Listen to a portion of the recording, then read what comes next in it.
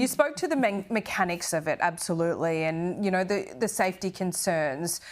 But what about the optics and what this would do to social cohesion, if I can put it that way, at a time where I've just reported that Hamas has signed this deal. That's the news we're getting out of the Middle East. It would happen at a time where the Jewish community in Australia is really hurting because they're marking 2 years since October 7. And it would seem that, you know, it's a weird time to protest when you've got such momentum in the Middle East. Yeah, look, you're right. And, you know, obviously we live in a free, open and democratic society. There is freedom of speech, there is right to assembly and right to have your say. But look, in this occasion with the protest at the Sydney Opera House, it has been, from what you're telling me with your breaking news, it has been prohibited by an independent judge making this determination with a Chief Justice. So I think that's important to note.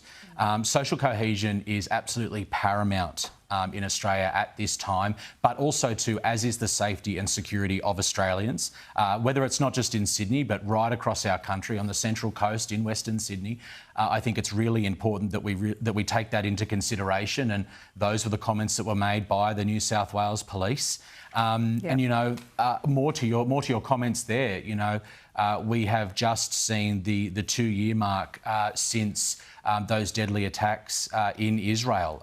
You know, over 1,200 Israelis who were murdered, which was the largest loss of life since the Holocaust, and that's not good enough. I think that's absolutely abhorrent. That's absolutely terrible. And you know, social cohesion in Australia is important, and that's why the government is focused on making sure that we stamp out anti-Semitism by making doxing illegal, by making sure we prohibit Nazi symbols and Nazi salutes, making sure that we fund the safety and security of people of Jewish faith in Australia so that people can live freely and express their faith in a manner that they wish to do. That's all we want at the end of the day, is to be able to live how we want, to say what we feel, and also to pray how we want here in Australia. That's what I believe. Yep, well said, Gordon. Di, I wanted to talk to you about what has been, well, the ISIS Bride issue. This has been a really big part of Senate estimates. This is when all members of Parliament get to question departments and ministers in charge. What is your concern about what information we don't have about the returning ISIS brides? Look, I asked the question in Parliament yesterday, Laura. As you know, my community of Fowler, the most multicultural in the country, has a large population of people of Assyrian background, Chaldean, Mandaean, Hasidi's, and you know, they are very concerned and literally petrified of the news that the ISIS affiliated groups are being returned to Australia.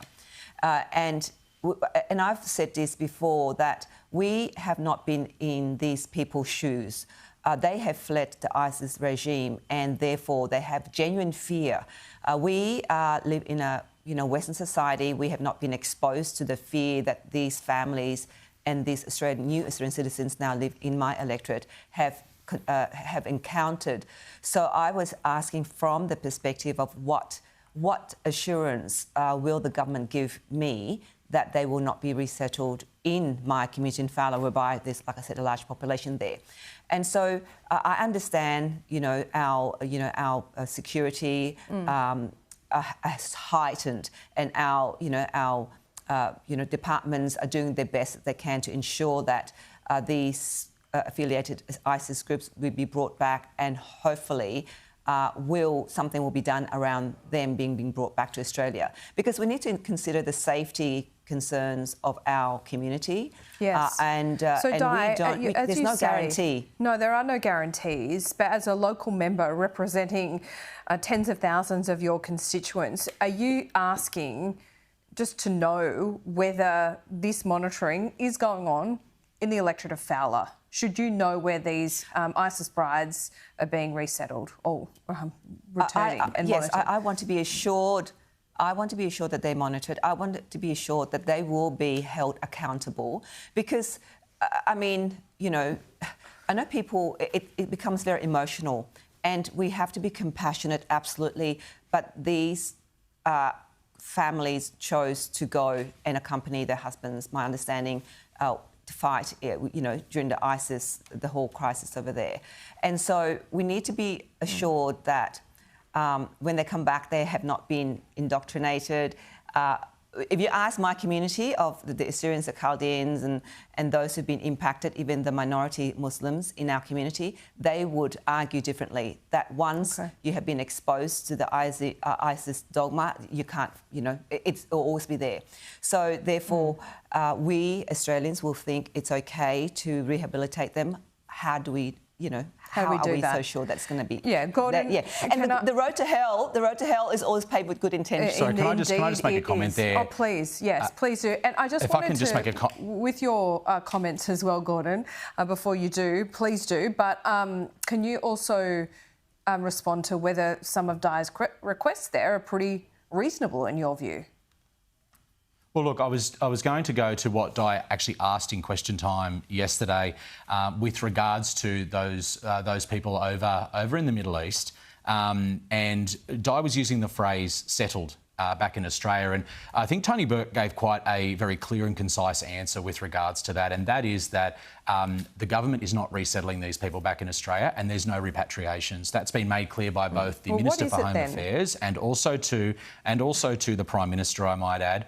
And can I just say that I have absolute faith in our national intelligence community. I have absolute faith in our law enforcement community in order to keep our Australian community safe. Sure, I get that, but we seem to be speaking in code here. So if it's not resettlement or repatriation, what are we doing? And aren't Di's requests on behalf of her community reasonable? Hang on, just let me get to Gordon and then Di will come back to you.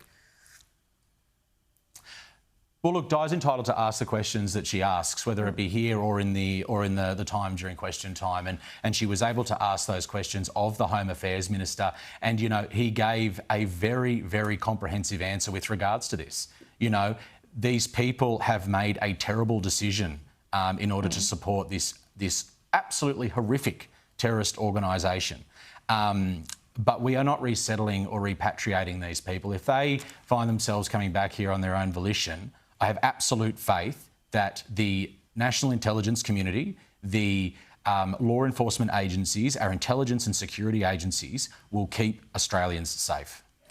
I have absolute faith in our intelligence community as well, and I do not doubt their professionalism, their execution in terms of what they are doing to ensure that we're protected.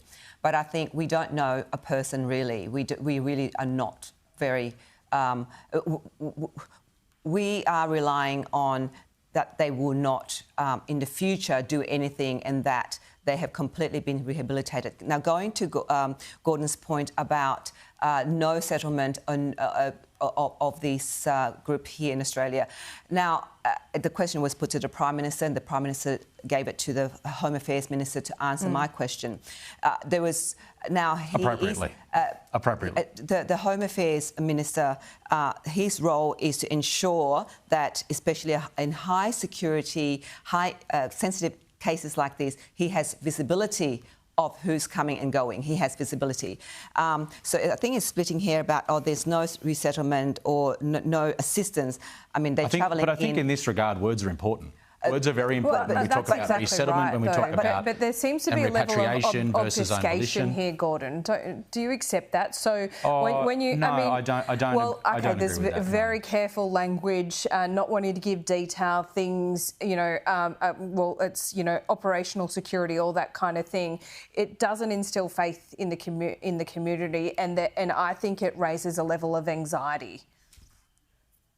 No, look, I think, and I keep reiterating the same line that I have faith in our intelligence agencies because I do, because the work that they do keeps Australians safe. Words are important. We are members of Parliament. We are senators in the Australian Parliament. Words are important. And the words that were used by Tony Burke, who was also mentioning phrases used by the Prime Minister of Australia, are satisfactory to answer Di Lee's question at the time. But the people of Fowler, the people of Robertson, the people right across Australia should have faith that the National Intelligence Community, the Australian Federal Police, Border Force, all of those agencies are working night and day to keep Australians safe.